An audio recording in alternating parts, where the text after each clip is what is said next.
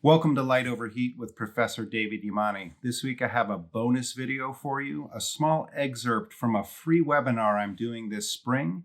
You can find information on how to register for the webinar, which is still ongoing, in the show notes. Please enjoy this excerpt.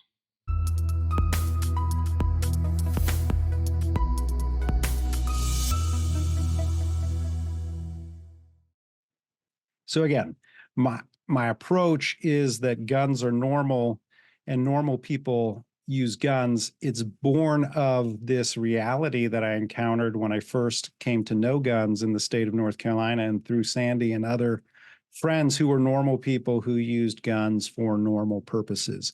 That was always my assumption about guns going into the academic study of guns.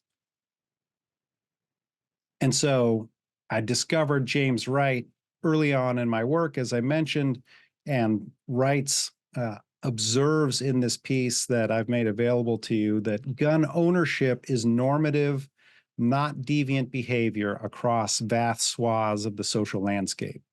Right? In certain states and localities, like Mocksville, North Carolina, it would be an odd duck indeed who did not own a gun. Okay. So the different social realities that we come from, whether you're like me and my childhood growing up in the San Francisco Bay Area, completely outside of guns, or if you're like Sandy, who grew up right in the middle of guns, those different social realities really have a profound effect on what aspects of the gun reality that we focus on. And a lot of people like me who are academics studying guns, who come from outside of gun culture, really focus only on certain aspects of that complex reality. But again, always emphasizing the complex reality. So when I say guns are normal and normal people use guns, I mean it in two very specific senses. Guns and gun ownership are common, widespread, and typical. And this is something that we'll see as we go through our material here in the Sociology of Guns. And that guns and gun ownership are not inherently associated with deviance or abnormalities, right? Which isn't to say that there is no deviance or abnormality or negative outcomes associated with guns and gun ownership, but this is not an inherent connection, right? Most guns and gun owners will never be involved in harmful outcomes with their guns. Now, I think just to establish this kind of issue of normality, I like, especially when foreign journalists call me and ask me to try to explain to them the place of guns in American society, I give them this remarkable data point from the Pew Research Center's 2017 gun survey. And they asked, whether or not you own a gun, have you ever fired a gun? Right? And I ask my students to estimate what percentage of the U.S. population they think have ever fired a gun. And they're always, 40 to 50%. You get some outliers either way. But the number, the percentage that the Pew Research Center found in this survey was 72% of all adults in the United States said that they had fired a gun at some time.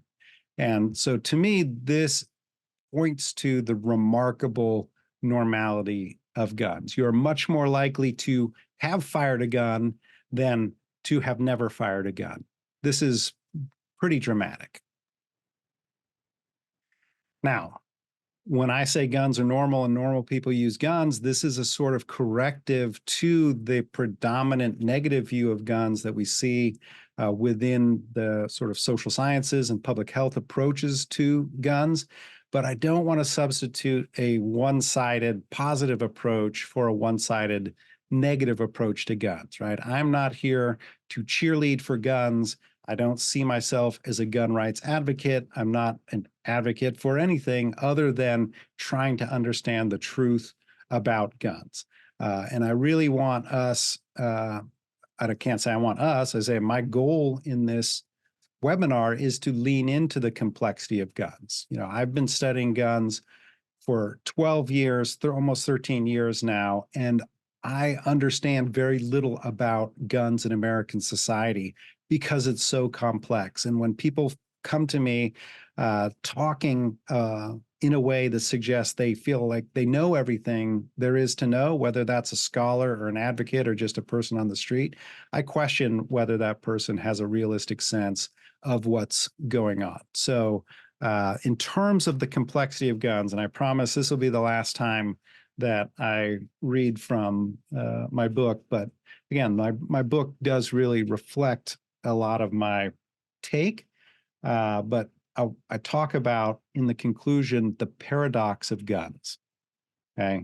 If there's a single overarching lesson I have learned in my search for the truth about American gun culture, it is the importance of understanding that guns are not one thing, but many, and paradoxical at that. They are fun and frightening, dangerous and protective, diffuse and concentrated, unifying and divisive, attractive and repulsive, interesting and controversial, useful and useless, good and bad, and neither good nor bad. That is to say, guns are not inherently anything. They take on different meanings according to the various purposes to which people put them, right? And because we are human, all too human, we definitely put them to many complex and paradoxical uses. Okay.